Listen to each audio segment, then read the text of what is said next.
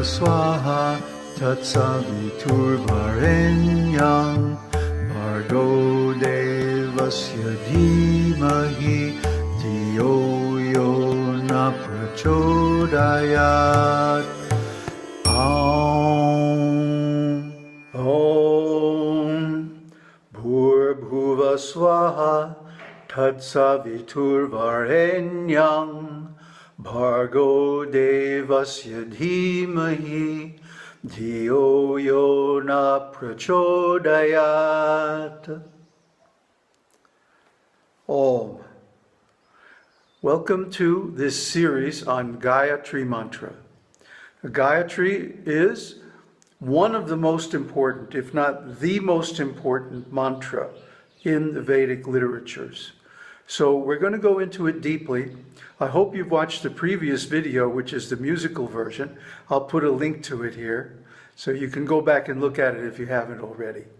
But this video, and the one following, is going to be a deep analysis and explanation of the meaning of Gāyatri mantra. I've been chanting Gāyatri since 1975, but until I did this research, I wasn't really aware of the deep meaning.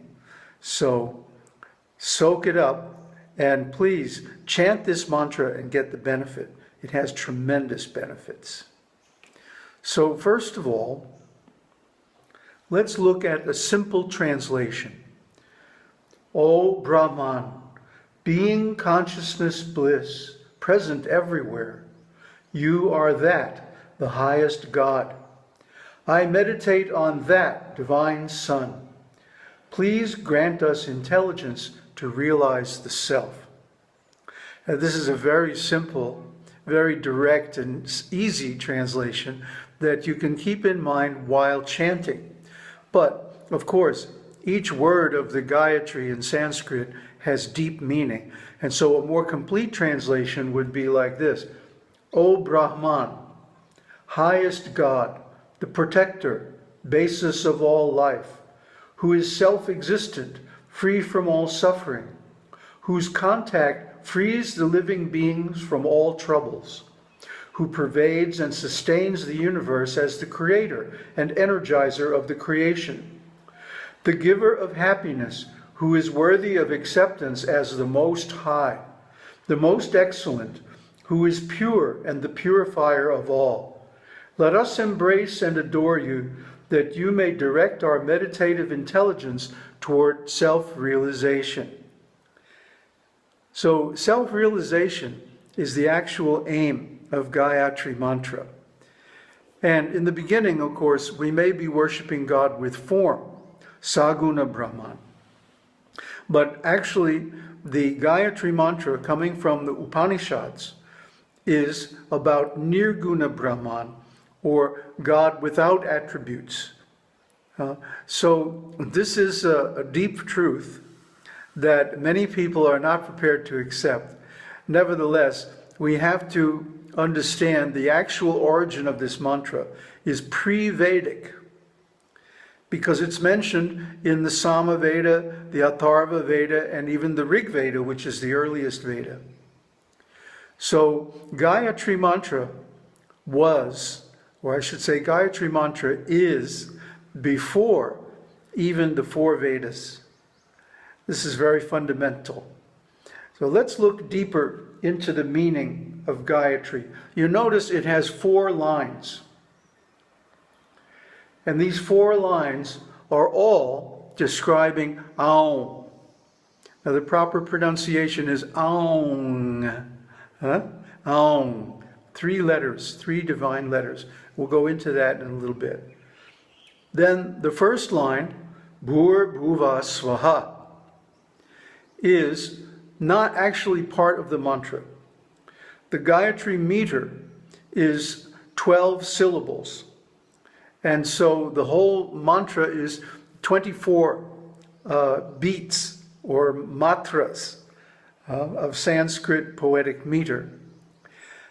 This Bhur-bhuva Swa, the first line, is more like a preface or a prelude to introduce the importance of the mantra and also amplify the meaning of Aum, Bhur, Bhuva, Svaha. We'll go into the deep meaning of each of these words in just a minute. But then, each line subsequently in the Gayatri mantra explains one of these. Bhur is explained by Tat Savitur Varenyam. Bhuva is explained by Bhargo Devasya Dhimahi. And Svaha is explained by Dhiyo Yo Na Prachodayat. By the way, the final aspirant, aha, is only pronounced at the end of the line of Sanskrit. That's why we don't say it all the time, only when it comes at the end. So these 4 lines have different meanings, different names, and so on to describe the structure of the mantra. Aum is known as the pranava. Bhur Bhuva Svaha is known as the Mahavyahriti. And Tat Savitur Varenyam gives the meaning of Bhur. Bhargo Devasya Dhimahi gives the meaning of Bhuva. And Dhiyo Yo Na Prachodayat gives the meaning of Svaha. So, these are also parts of the body, or I should say different sheaths or koshas of the body of the human, and they're also different states of realization, samādhis, or in Buddhist terminology, the 4 paths. So Aum, being the pranava, is the source of everything.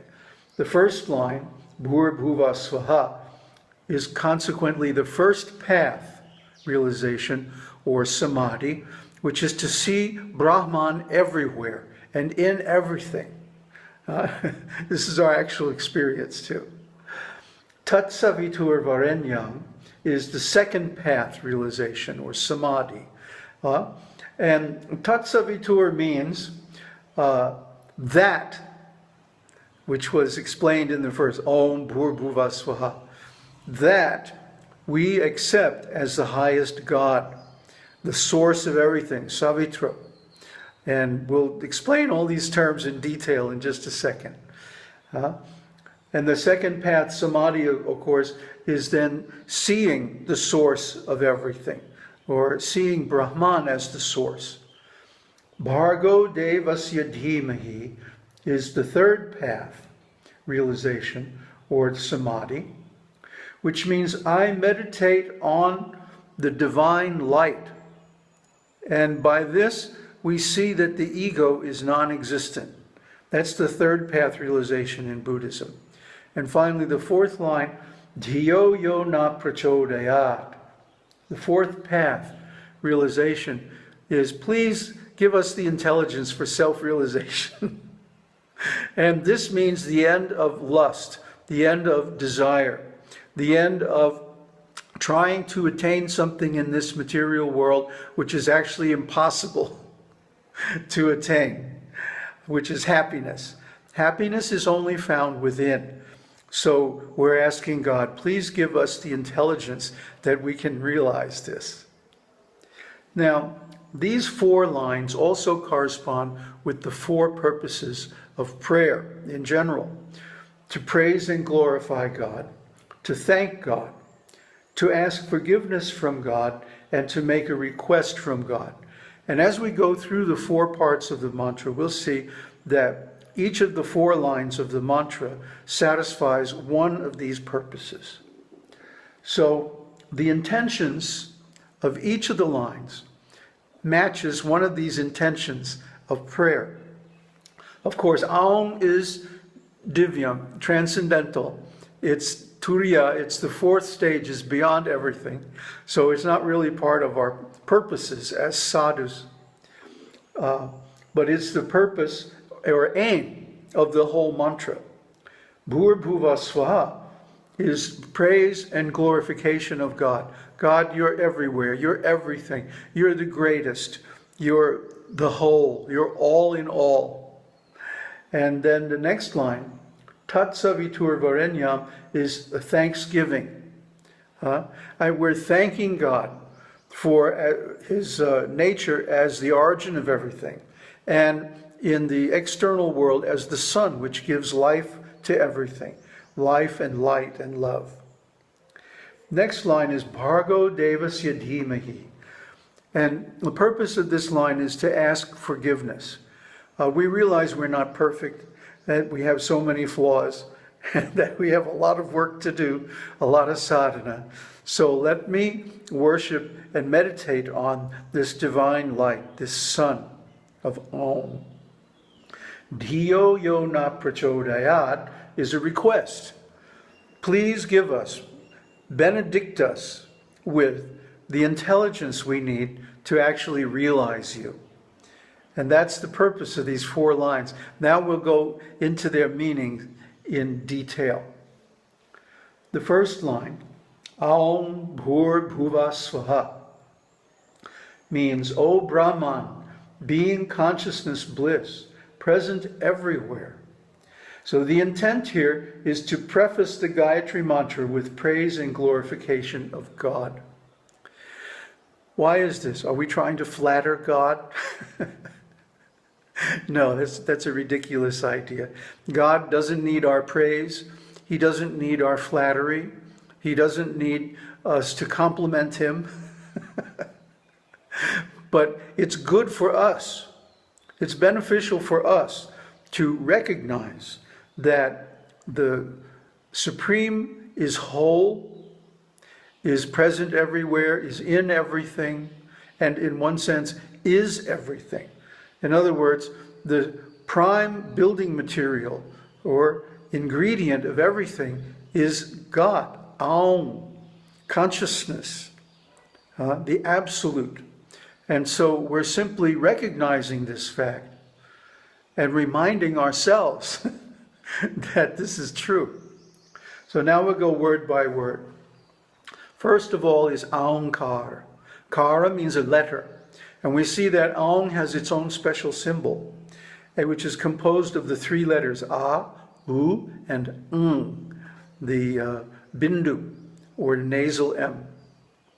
So Aum is the supreme name of God in the Vedas. Actually, it predates the Vedas. Aum is commonly misspelled and mispronounced Aum, and it's known as the Mahavakya, the great word, and Pranava mantra, the life-giving hymn. It's the most significant mantra in the Vedas because it gives the aim, or in fact, there's even a root mantra, mula mantra, aim in Sanskrit. And aim is nothing but Aum. Aum is the root mantra because it's the mantra from which all other mantras emanate and from which all other things eventually merge into. All other mantras begin and end with Aum, like Aum, Harihi Aum. It is the Pranava mantra because it gives life and potency to all other mantras. It is the Bija mantra, the seed, because it contains the seed of all other mantras. Some texts call Aum the primordial sound from which the creation arises. Now, why do we say Aum? It's not an affectation, but the primordial sound must have all sounds within it. And if we chant Aum correctly, meditatively, we'll see that it contains all other vowel sounds. A, I, O, all the vowels are contained in Aum, or the Sanskrit vowels. So if you chant it properly, you can hear them. Aum. See, it sounds like a low-pass filter, which you're familiar with from techno music. So what this does is it reverses the flow of energy instead of out from the Ādyaśakti and the eyes to go in through the nose up into the Ādyaśakti. And we just did a whole series on this, a whole extensive series on the golden flower method from China, which is exactly this reversal of the energy flow, which gives automatic deep meditation. So if you chant Aum correctly, Aum, it will automatically reverse the flow, leading to deep meditation. So don't do it cheaply and easily and just Om. That's not going to work. But really chant Om, okay? And then you'll get the result. Now, Ramana Maharshi, our guru, you can see him there over my shoulder on my altar. He has spoken about Aum. Let's see what he has to say. The pranava, Aumkara, consists of 3.5 matras, or letters. A, U, and Ardha matra, the soundless half syllable. So that's why in the musical version, the Aum is very long. Aum, and a half beat of silence. That way, the Aum can resonate for the full 3.5 beats. Of these, A stands for the waking state, the gross body. U stands for the dream state and the subtle body. Stands for the deep sleep state and the causal body. And the Ardha matra represents Turiya, the self or I nature. And what is beyond that is the state of Turiyatita, or pure bliss. So these are all the meanings of the components of Aum, the 3 transcendental letters. To get its true significance, one should meditate on the pranava. In other words, it's not going to come just by reading or just by hearing. You have to do the practice to really get what Aum and Gāyatri are all about.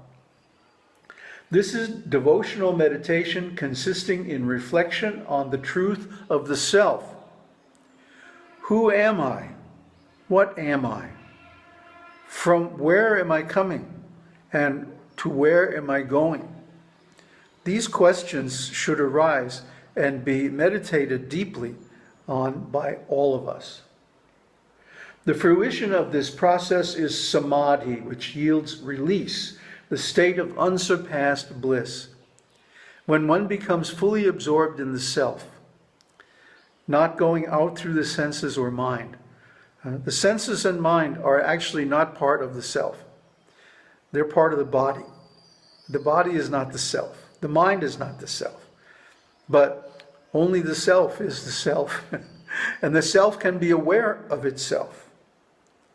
And when that happens, we become unaware of the external world. This is samādhi. Not that we have to artificially control the senses and withdraw them from the world by force. But when we realize the self, we're in such bliss that the mind, or the attention rather, is automatically attracted and remains at rest in the self. This is samādhi. The revered gurus also have said that release is to be gained only by devotion to reflection on the truth of the self. So try to understand. This reflection on the truth of the self is the primal process of yoga. Yoga means linking. Linking with what? Linking with the self, with a capital S. Someone like Ramana Maharshi spontaneously realized this self. But we have to work at it. And that work is this chanting process. And we'll go into the chanting process at the end of the series once you know what the mantra means. So the mantra Gāyatri begins with the pranava, or mula mantra, Aum. And this is pre-Vedic. It's mentioned before the Vedas. The Mundaka Upanishad also describes Aum. The sacred word Aum is the bow. The arrow is the soul, and Brahman is its target.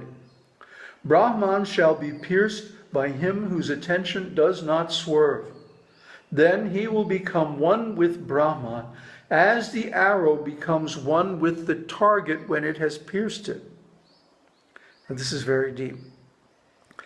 A lot of people talk about oneness. It's all one. And being one with God and all of this. But that's not exactly the state. Consider this. When an arrow pierces a target, then the arrow and the target still remain.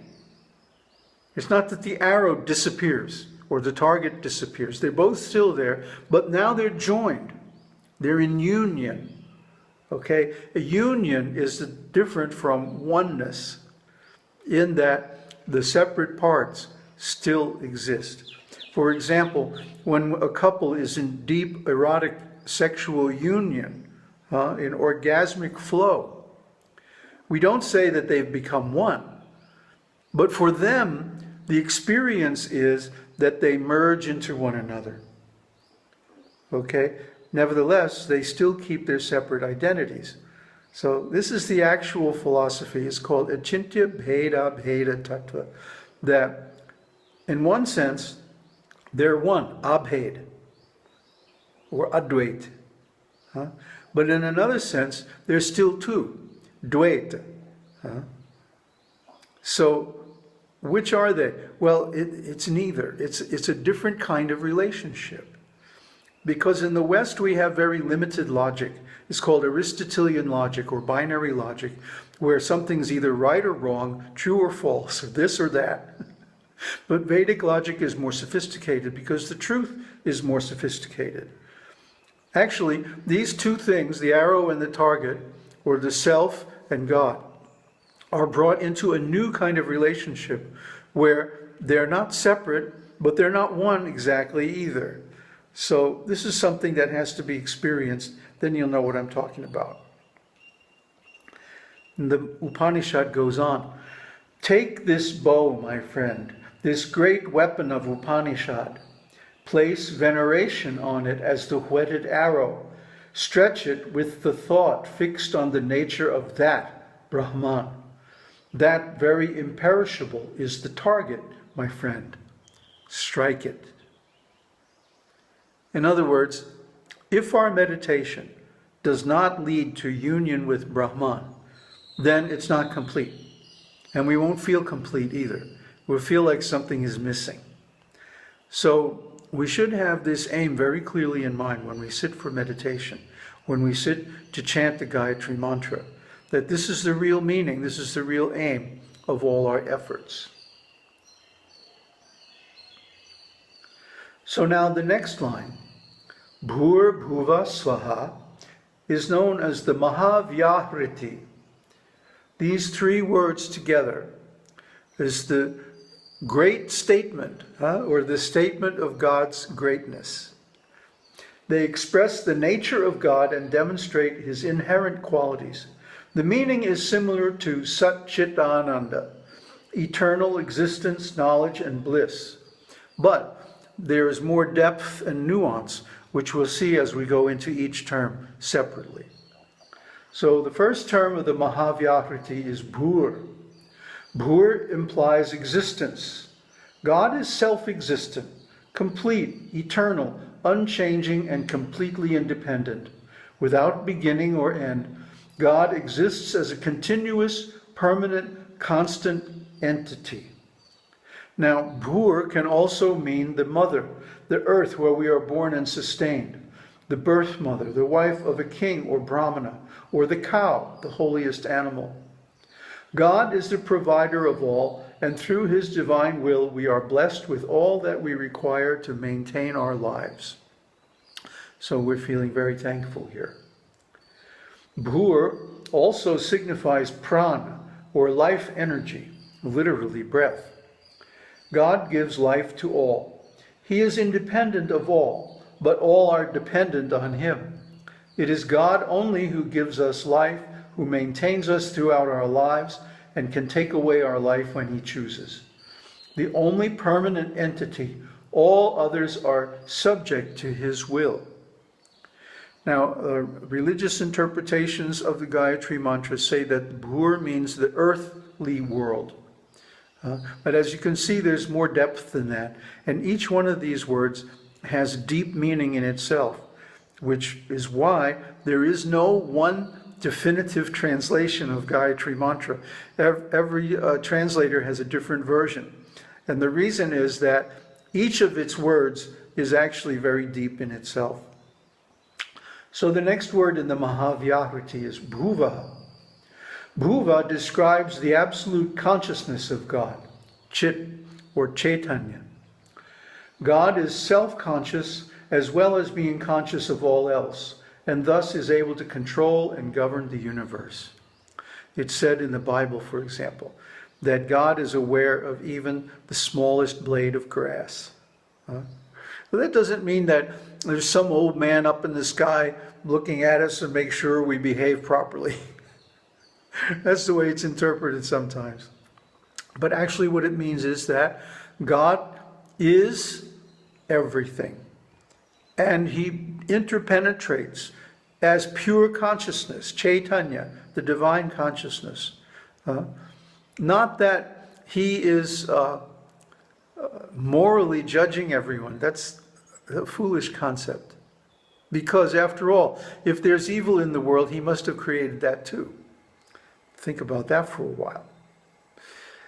So, bhuva describes God's relationship with the celestial world, whereas bhur is about the earthly world.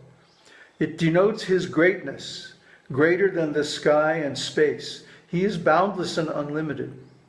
Finally, bhuvaha is also indicative of God's role as the remover of all pain and sufferings, apana.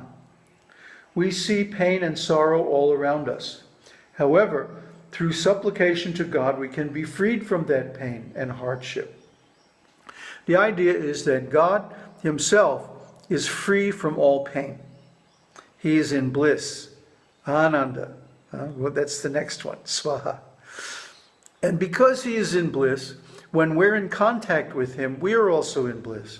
Just like if the electric wire is charged, it's hooked up to the powerhouse, and we touch it, we also become electrified. So when we actually contact God in meditation, we automatically become blissful. And this is the experience of everyone who has been successful in meditation. Next is svaha. Svaha indicates the all-pervading nature of God. He is omnipresent, pervading the entire multidimensional universe.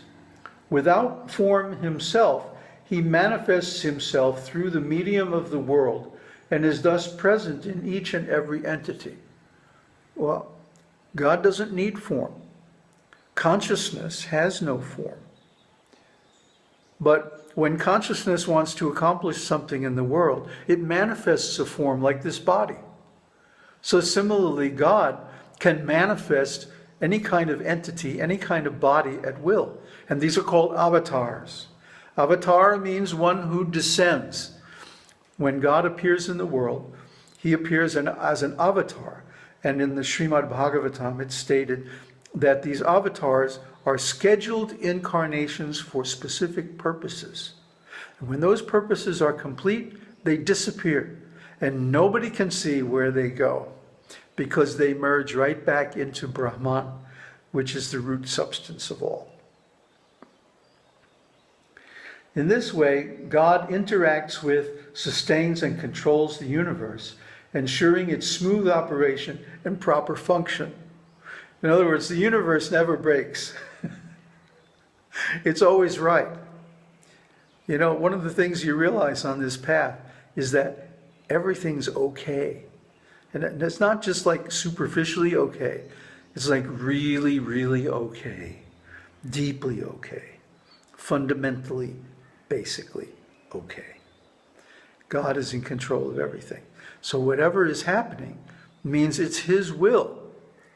That means it's okay. Sva symbolizes God's bliss. All but God experience pain, suffering, and sorrow. Devoid of all suffering, God alone is able to experience supreme bliss. Happiness as experienced by humans is temporary, a transient state of mental satisfaction which soon dissolves back into the mire of worldly troubles. Unless you become self-realized. Then you can always be in contact with the source of bliss. Perfect, without any form of deficiency, God alone experiences true bliss, permanent and unaffected by worldly pains and woes. One who realizes God is able to join in this bliss, and thus God is able to impart true happiness to those who realize that supreme divinity. Now, this is one of the effects of chanting Gayatri mantra. Anybody who has done any work with Gayatri can tell you, they become blissful, they become happy for no reason at all, and suddenly their life starts going magically, wonderfully. All kinds of amazing things happen seemingly by coincidence or chance. This kind of synchronicity is something experienced when you're in tune with God, when you're in tune with, flowing along with the divine purpose. So that's another one of the benefits of chanting this mantra. Aum Bhur-bhuva Swaha Tatsaviturvarenyam Bhargo Devasya Dhimahi Dhiyo Yo Na Prachodayat.